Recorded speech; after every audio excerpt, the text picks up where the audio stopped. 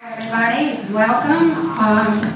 It's interesting just talking to people before I start here and how much people here have traveled. And I am talking, and so is my husband John, as people who are very new to traveling. So when Rose talks about newbies coming here, well, you're listening to a travel newbie.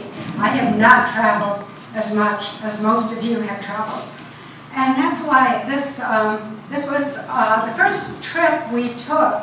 We have traveled since. This was last year in December. It's the first trip we took after my retirement. So I figured it was kind of kicking off my retirement, and we were very excited to do it. Now, just to give you a little background, the first portion of this trip was a road scholar trip. Since we were new to traveling overseas, not having been overseas since 2004, we wanted someone else to kind of take our arrangements for us. And we looked at different travel groups and decided upon Road Scholar for that first portion of the trip. Now, most of you are aware Road Scholar is for people over 50. And what attracted us to it was the scholar portion, which is the learning portion. My feeling, everybody has a different, I think, philosophy of travel, and my feeling is when I travel, I'm not just there to see a bunch of eye candies, new sights and things. I want to come back a different person than when I left, in a good way.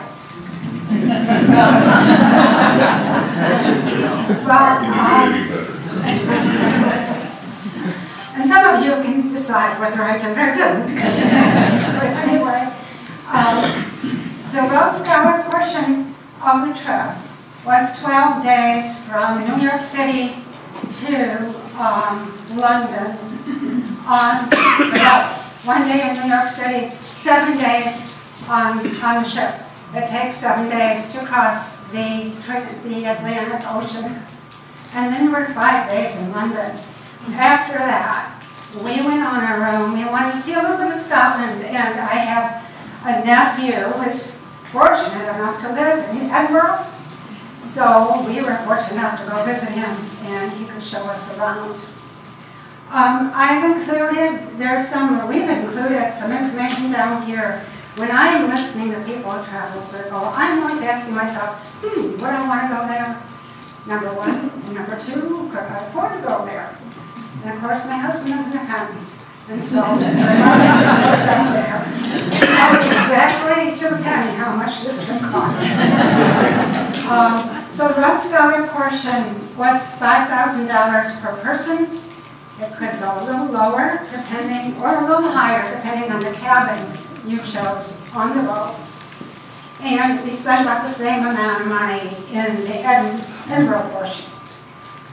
So now, in the learning part of the Road Scholar portion of the trip, the theme was Winston Churchill and World War II. So what we were learning about was Winston Churchill and World War II, which was history is another interest of ours. And there was also, however, on the ship another Road Scholar group that was doing London theater. And also, additionally, which was very exciting to me, I mean, this is a ship that holds about 2,000 people, 3,000 people that will be on there. And the other people were they were either on there individually, or else they were part of the Cheltenham Literary Society, which is an English group. And there were booksellers, authors, writers, whatever, readers, and you could attend their lectures as well. And on there were a number of British authors that I enjoyed reading their books before I got there, so I was so excited to see them in person, and they signed their books. Alexander McCall Smith and Jojo Moyes, Ian Rankin, Lionel Shriver, tons of British authors that are stuck on this boat with you. And they can't come. mind, right? So you can talk with them and hear them lecture and everything else. So that was a real serendipity from my point of view, anyway. Now, when we talk about the learning portion of this, we would have a lecture on the boat in the morning, and the London people would have a lecture in the afternoon. They could attend our lecture, we could attend their lecture. And you could not attend the lecture if you didn't want to. You had readings, but you did not have to read. There were no grades, no passes, no fails. You just did what you enjoyed doing as far as learning. This was our route. Our planned route was right here. And as you can see, it goes right over where the Titanic sank. Not, of course, that you could see anything. But what's interesting, and maybe kind of spooky, is that the Queen Mary II was a Cunard ship, and the Titanic was a Cunard ship. So, you know, and I had a brother who kept warning me that I was going to go down. But we didn't, and or I wouldn't be here, if nothing else, because we had to divert from that route and go north due to storms. Now you see, you're leaving here in New York City Harbor, and you go up to Southampton, which is the harbor outside of London. There is nothing in between there. Well, there is kind of Newfoundland and Ireland up there. So when you're on the ship, you see nothing but North Atlantic for 7 days. An occasional bird. I thought I'd see more birds, saw very few birds. And occasionally in the horizon, another ship. And that was really, to me, that was really something. The ocean is very big. And that's what really astounded me. So down here you see the guest capacity is 2,700, ship's crew is 1,292, guest deaths, are 13. So this ship is a big ship, but it's not nearly as big as a cruise ship would be. This is not a cruise ship, it is an ocean liner, and if you mistakenly say in front of any of the crew that you're on a cruise, they will tell you we're not on a cruise, you're on a crossing. This is not a cruise ship. There are no ports to stop at. So this was, what do you do? This is a schematic of the ship. What do you do on the ship? That's what a lot of people say. Why you would be so bored? Now, on this ship, there are no bumper cars, there are no water slides, there are no children. There were children. There were some families, but by and large, this is an adult venue. One of the things that I like to do, that's me there, and you can see this typical December weather, is walk the deck. So I try to get my 3 miles in a day by going around and around. And there was one day when the ice was so bad they couldn't clear it, so they wouldn't allow anybody out. But that's one way of getting your exercise, and if you can't go out, well, it's really beautiful inside the ship, as you'll see. So you do your walking there. Now this was a typical cabin. You could have a cabin that was less expensive with no porthole. You could have a cabin with a balcony and a large window. But this is December. You're going to sit on your balcony, you'll be a snowman, and I said, oh, why would you want to pay for that, right? So you would have a bigger window. It is about the size of a city hotel room. In front of it is a table and desk, and of course the bathroom. So this is the outside of your typical pools. It's December, so you see they're empty. There's an inside pool. Actually, there were some people that swam, and we speculated they were Scandinavians. But we didn't ask. So this is looking at the porthole. This is New York Harbor. And again, New York Harbor, you can see the city in the background. And this is as you're leaving. I really enjoy this. This is Ellis Island up there. You see the city in the background. it was really beautiful seeing that. And way in the back there is the Statue of Liberty. And it was my feeling, my grandparents came here about 100 years ago, coming into this harbor and going to Ellis Island, so it meant a lot to me. And I'm sure they were not on a Cunard ship. It meant a lot to me to go, to be seeing what they probably saw, only in reverse. So, what is the ship like? When you walk in, this is the lobby. And of course, again, it's Christmas. One of the advantages of going somewhere in December is it's Christmas, so you've got Christmas decorations. So this was the lobby, and you can see here, again, this is a British ship, and these are the characters from Wind and the Willow, Toad and Rat and Mole, and they were underneath there. And this is a hallway there. Now, you can just see, you know, this is a lot of luxury in this. And they have some beautiful, all throughout the ship, they have these beautiful carved murals there. Now, one thing I want you to notice is the dress. What are people wearing? There are no cutoffs. Nowhere did I see anybody in a bathing suit, cutoffs, or torn jeans. And you were told before you got on that you were to wear, quote unquote, smart attire. Yes, I've always wondered what that was. I would translate that into business casual now. But I went over and over that with my friends, as Michelle back there would know, what is smart attire? So you, again, the ship is formal and it is luxurious inside. And of course, this is the cabin area, which is probably, I've never been on another ship, but I would assume this is pretty typical for a ship. The Britannia restaurant is the big one there. That is, again, smart attire after 5 o'clock. And it's 2 stories. And this was our group, some of our group over here. Again, very nice. Now, what do you do on a ship? Of course, everybody will tell you you eat. And this was multi-course food. It was as tasty as it was beautiful. And as my husband said, it's the best meals he ever had, which hurt my feelings a little bit. I will say that it really was very good. We really look forward to eating. Now, this is another thing that's probably typical of the Queen Mary and not of other ships, and that is it has a beautiful library. Most people do not go on a ship to go in the library.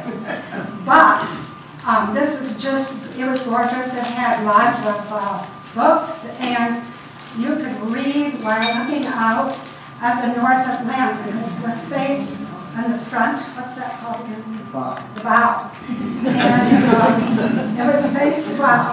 And so you could just, again, the beauty and the immensity of the North Atlantic, right, you read your book. So this is unique also for the Queen Mary. This is a planetarium. And this, they can transform into a planetarium that is a regular ceiling that retracts. Thank you. It's a theater for watching shows, but the ceiling retracts, and this is a planetarium. And John, who will take over when we get to London, is an amateur astronomer. So we had to watch all the shows. And we enjoyed this. What you do is you sit here in the gold seats, the ceiling retracts, and you get to watch it. So it was very nice. And again, notice the sculptures and murals over there.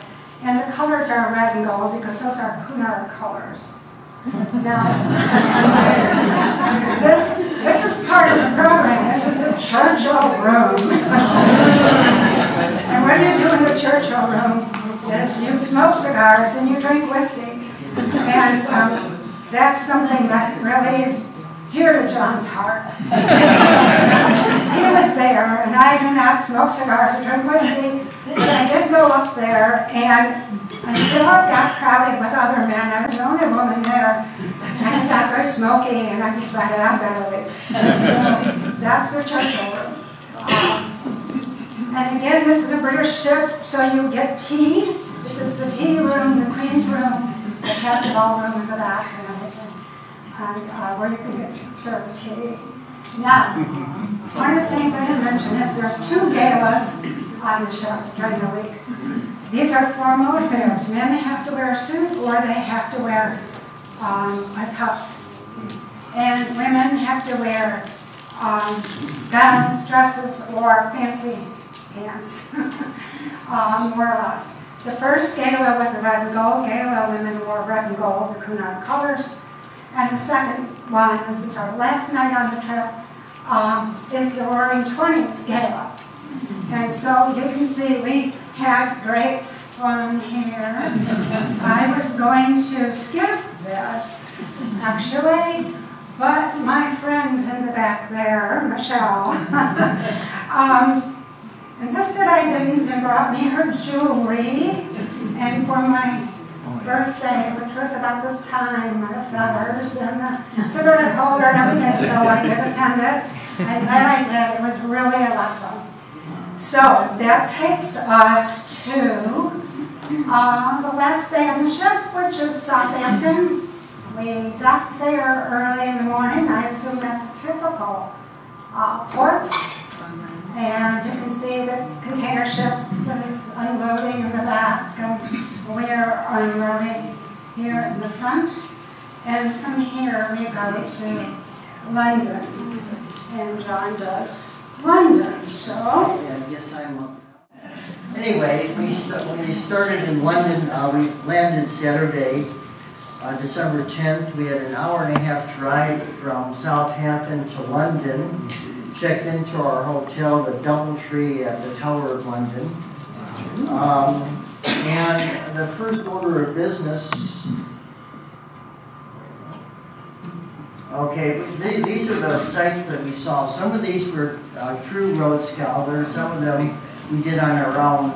We went to the Parliament building through Road Scholar, the Churchill War Rooms, and then we had some free time. Carol and I went to the Tower of London, and then we also went to the Biggin Hill, which is a famous air base in southeastern England.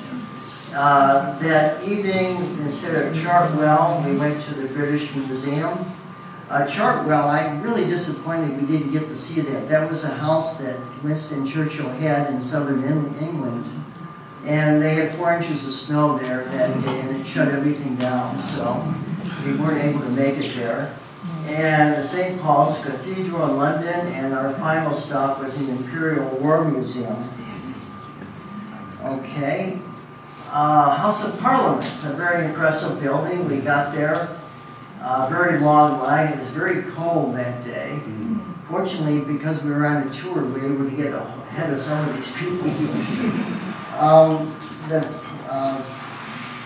House of Parliament includes the House of Commons and the House of Lords. House of Lords is like our House of Congress. You know, people are elected. The House of Lords used to be primarily people of nobility inhabited the House of Lords. Nowadays, they tend to pick people that have specific talents, like in economics, they're going to be in the House of Lords. The first part of the building is called Westminster Hall. It was built sometime in the 11th century, unheated. Our tour guide called it a big brick made barn, unheated barn, they called it. And in here, this was the original structure. It used to hold the residence of the kings and also the Parliament at that time. And then the other part was added later. And we walk up these steps and go over here. And this is the entrance to Parliament.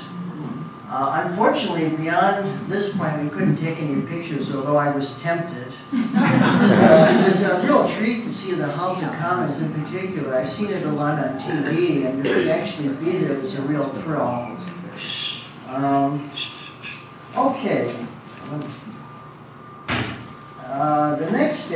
first thing in the morning, we went to the Churchill War Rooms. Now, this was a structure that was built underneath the Department of the Exchequer, the Department of the Treasury. And it was built, construction began in 1938. And it was fully operational 8/27/39, 1 week before Britain declared war on Germany, which worked out well, I guess. This is essentially a bunker where Churchill and his staff lived and worked during World War II, where they were relatively safe from the bombings.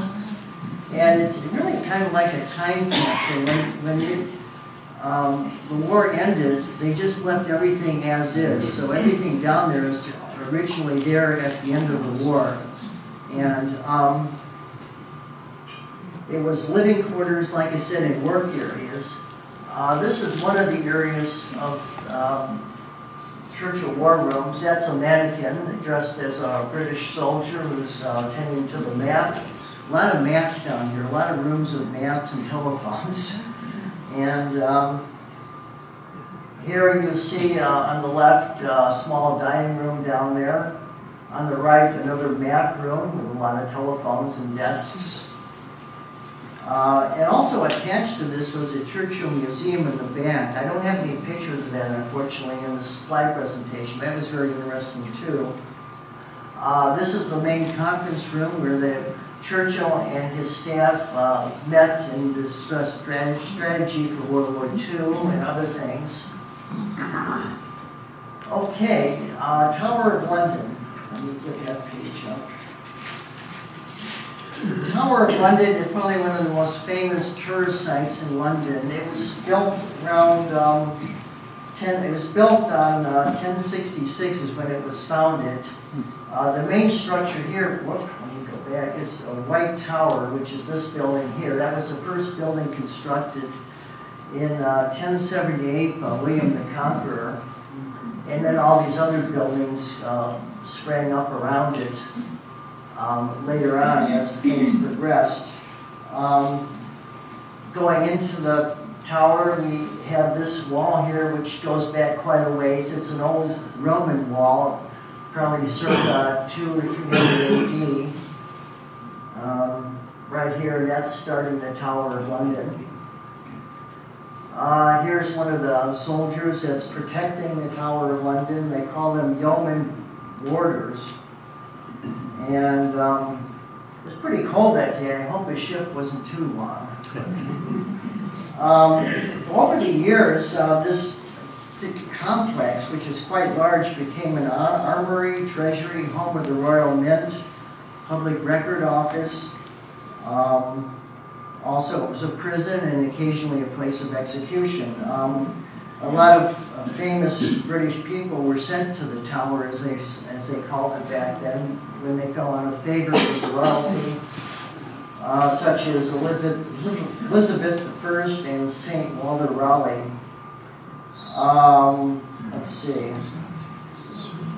And it's run by the charity called the Historic Royal Palaces and protected as a World Heritage Site. And just a few pictures inside this structure that you can see some of the, and it was Christmas, so they had Santa Claus. That's another picture of the grounds of the tower. You can see a number of the buildings. This is going into Langthorne Tower. That's Carol right there. And I have a couple of pictures of the interior of the tower. This was obviously a bedroom for several kings. A very simple throne room we went through. Towards the end of the afternoon, it gets dark pretty early at this latitude in the winter time. I took a picture outside. You can see the famous, what they call Tower Bridge, another famous part, this place to see in London. As another picture of the Tower Bridge. Okay, the next day, early in the morning, we took a bus trip and drove out of London to a place called Bingham Hill Royal Air Force Station. And it was constructed initially during World War I in 1917. It was operational through to 1992. And to nowadays, this is an aerial view of it as it looked during World War II. It was built on one of the highest points in the southeast part of England, primarily used by Spitfires and Hurricane fighters to fight the Germans. And you go into this structure at the outside. They had a Spitfire on display along with its earlier brother, the Hurricane, which came first. And then this is the museum they have there now. This museum is primarily displays the human experience during World War II, and it profiled a lot of people. It gave pictures of them, some of their artifacts, and it had a brief description of what they did during the war. This was one on wireless communications. These were a couple other ladies that they discussed. I don't have their names handy. Another display of a gentleman that was in the service, his uniform, medals, some of his personal items, and below his story. And next to Bingham Hill was St. George's RAF Chapel of Remembrance. And this was primarily built to recognize the RAF pilots that died during World War II. You'll see different columns of names that list the names of pilots that were killed during World War II, RAF pilots, and where they were killed, what theater of operation, like Dunkirk or Battle of Britain, for example. This is a little bit closer view of the front altar there. You can see the different columns and names of the pilots that were killed during the war. In the back, we have flags of British flag and flag of all of Britain's allies are back there. These stained glass windows, each one represented a separate RAF unit that was operational during World War II. Okay, now this was on our own. We went to the British Museum later that day. We were supposed to go to Chartwell, which was Churchill's house in the country in southeast England. It's someplace I really wanted to see. I was very disappointed. But they had about 4 inches of snow, and that really shuts things down in this country.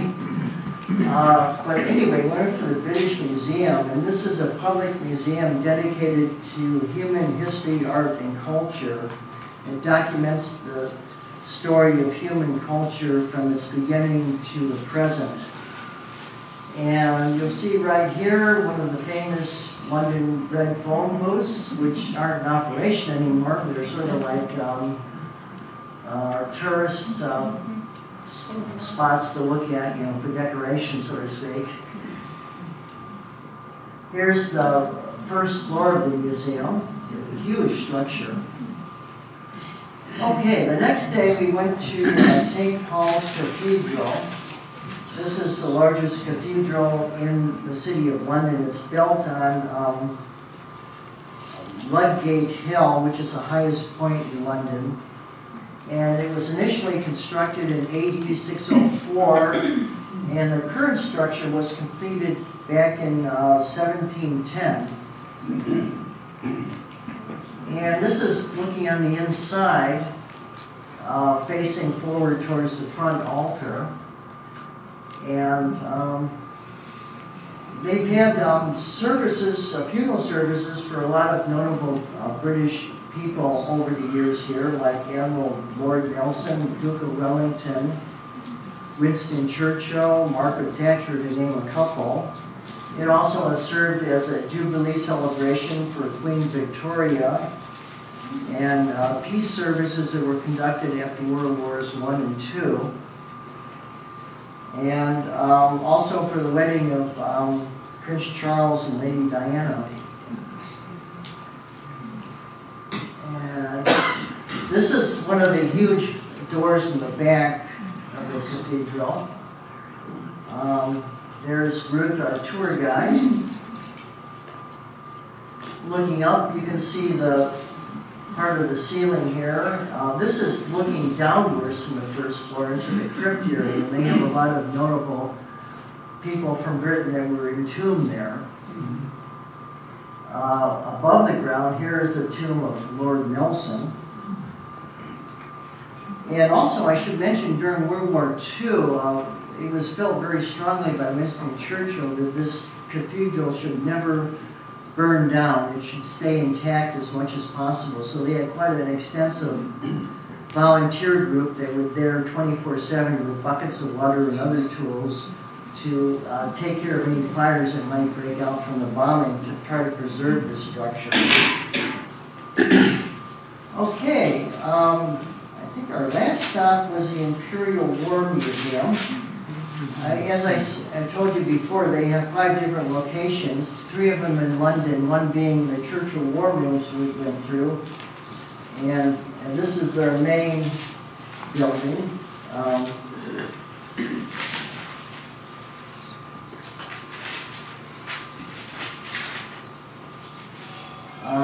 This was created in 1917 during World War I. And it has 4 different floors. The basement is World War I. The first floor is World War II. The second floor is Holocaust Memorial. And the floor above that went over some conflicts since then that Britain's been in, such as the Falkland Islands. And this, I found this very interesting. This is they had one of the V-1 rockets hanging from the ceiling on the first floor. This was one of the wonder weapons Germany came out with at the end of World War II. Actually, this is the world's first cruise missile, you might say. And its bigger brother, the F-2 rocket. You see the outside on the left here. On the inside, on the other side, you can see the inside of the rocket as far as how it was constructed. Another display we had there was some uniforms worn by the German soldiers during World War II. Another display was some of the uniforms worn by women in the British Army. And many, many exhibits. Very interesting. You could spend days in this place, you know, and wouldn't see everything. Okay, after we visited this facility, the next morning we had breakfast at the hotel, and the Rhodes Scholar program was officially over. And from there, we went our separate ways. In our case, we went up to Scotland. We took a flight from British, what was the name of the airport?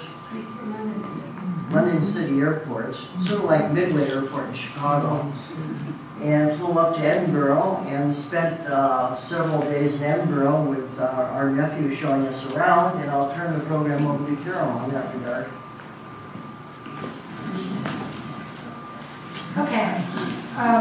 Sometimes I think travel is a lesson in adaptability. I really do. And one of the things that I think are interesting things about travel is things that go wrong. And one of the first things that went wrong was minor, and that was that we couldn't go to Chartwell, so we had to figure out something on our own to do. Our plan was to go from London up to Edinburgh by train, because we could see the countryside. But my nephew gave us a call and said, hey, you know, there's a lot of strikes going on, and the train is one of the things that's striking, and it's unreliable, and we suggest you guys get a different way up here. So that plan went kaput too, so we got a plane trip from London City Airport, nice small navigable airport, which sat John, and up to Edinburgh Airport, which is again another nice small navigable airport. Our nephew met us there, and we took the tram, which was a nice, clean, inexpensive tram, and we went into Edinburgh. And this is what you see when you get off the tram, you got the city sign there. And of course it's Christmas, so we have Christmas decorations. Now this is the beginning of the old city here. The new city is behind you.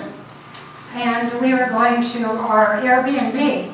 And just to go over a little bit, what we're going to cover Edinburgh is pretty much the old city, because we weren't there that long.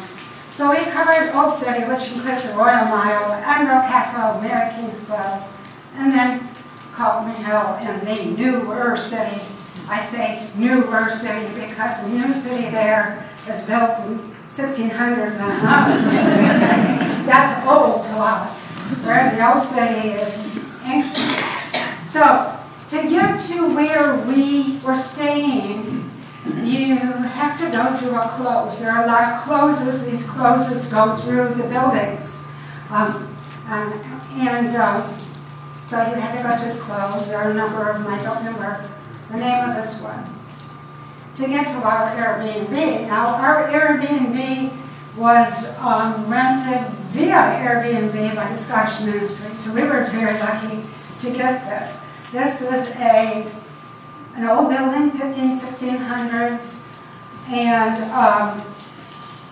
we are way up there somewhere. Now, they warn you on the Airbnb site that if you, I don't remember how they said this, but if you're older or not real mobile, this may not be the place for you. And you can see why.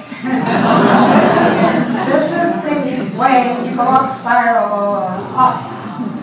And of course, another thing that didn't quite go right, in spiraling up with my suitcase, my wheels broke. So, because I'm hitting the different steps. But what it lacked in accessibility, it gave you in terms of spirit, okay? You really knew what it was like to go there, to live in an older building.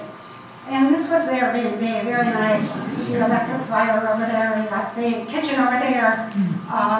We were very lucky to have it. It was on the Royal Mile itself. Now, the Royal Mile is that an approximate mile between Edinburgh Castle and the Palace of Holyrood House. One's at one end, one's at the other. And this is a view down at this Topol Church there.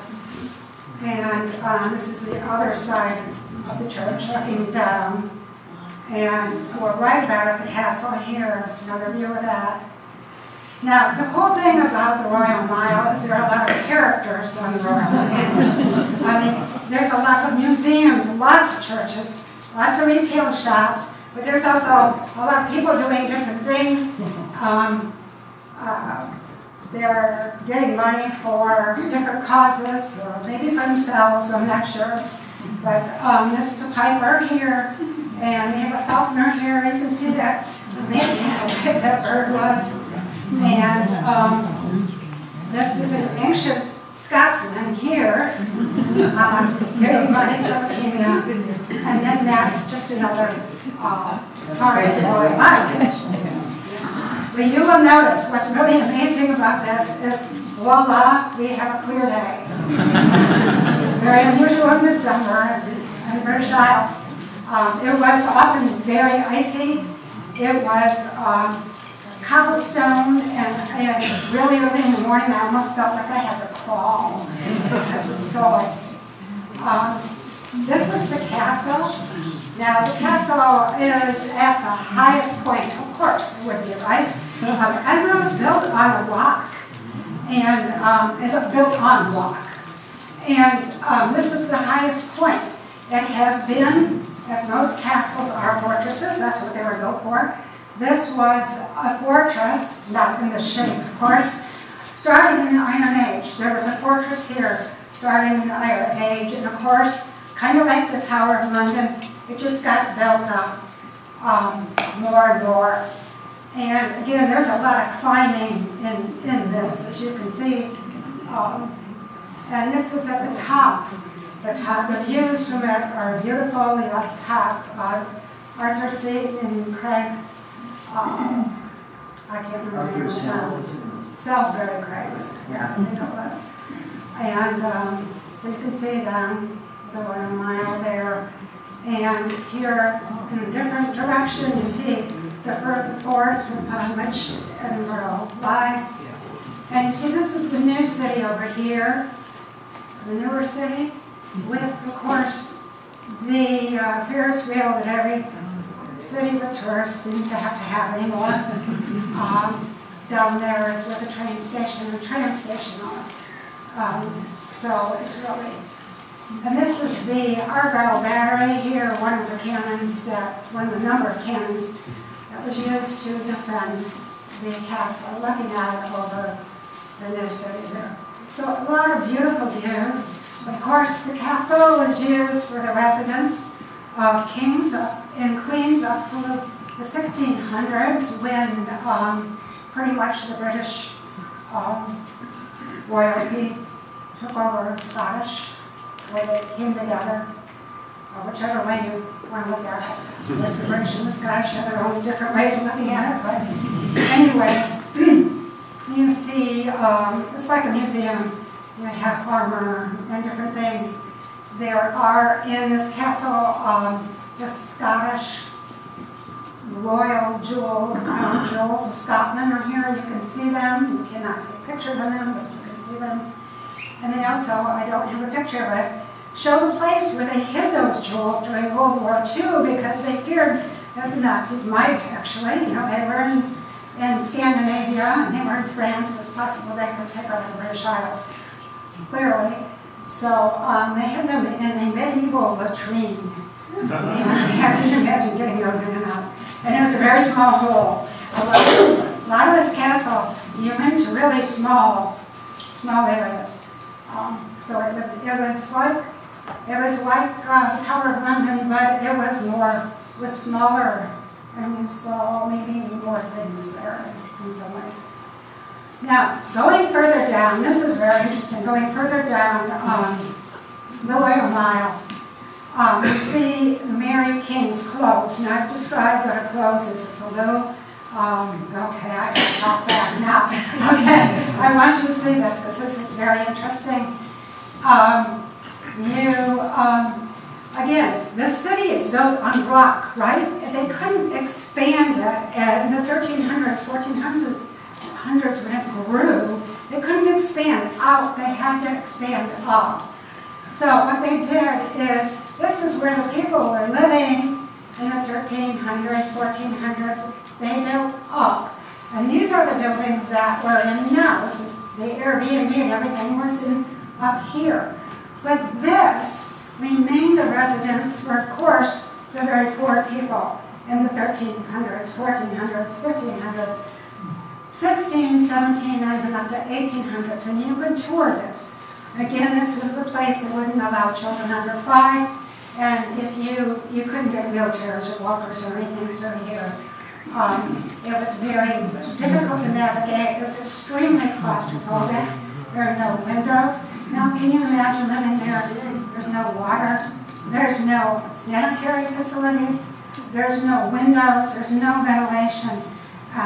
People got very sick down there, particularly during the plague. And it really, boy, you came out of here being very grateful for where you live now.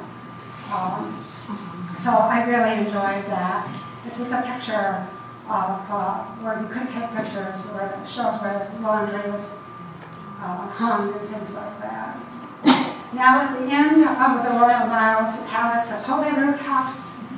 And one of those things that can go wrong is I acquired tickets for this online, but when we got there, I had tickets for Windsor Castle, which was way back in London. So we were in the wrong place and we were out of time. So all we could do is take pictures of this. This is a present day residence of the British royal family in the month of June. There's also a museum. So I can't show you much pictures of that.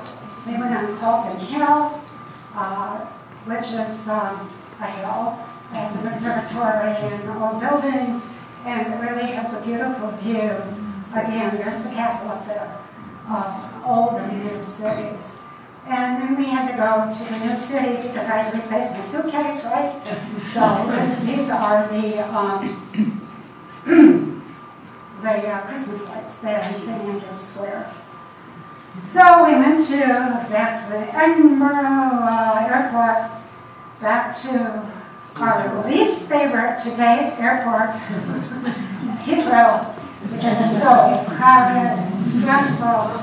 We were, of course, late. The plane was late to leave, which made us late, miss our next flight.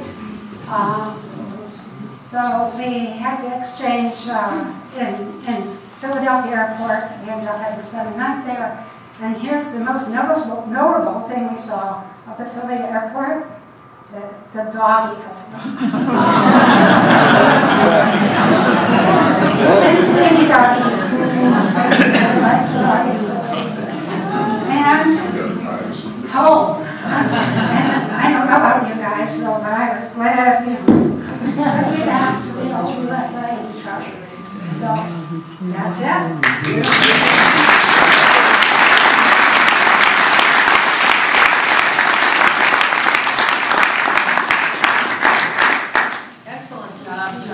Thank you so much. We kind of traveled quite a bit during your presentation, so that was great. And I'm sure that some of you have questions, so we have a few minutes left to take questions. John and Carol are even interested in coming, having you look up afterwards. One, we had done a similar trip, although we did Ireland, Northern Scotland. One little trivia. When Carol was talking about, she was being kidded about being on the Cunard line, which is the same as the Titanic line. Our tour guide in Belfast told us that many people think the reason the Titanic sunk was because, and I looked this up to make sure he was telling us the truth, it was never christened. It was never christened. There was no, there was no bottle breaking. They just forgot about doing the whole thing. Well, if I had known that, I would have called Cunard and asked them if this was christened. The ocean in December and the icebergs hadn't come down yet, so we didn't see one iceberg, fortunately. So we were pretty sad. Any other questions? Are they still doing crossings on that ship? Oh, yes. Yeah. They had to stop because there was a problem with the ship a couple months ago, but they restarted again. Yeah. But Rhodes Scholar, I think they run this. So maybe it wasn't Christmas. I think Rhodes Scholar runs this trip every year pretty much. Oh, yeah. It's a very popular trip. And then trying to do the accounting. So the cost of your trip was $20,000. Yeah. I think it was $19,162. I did all our expenses in the day and accounting and everything, and a little depressing.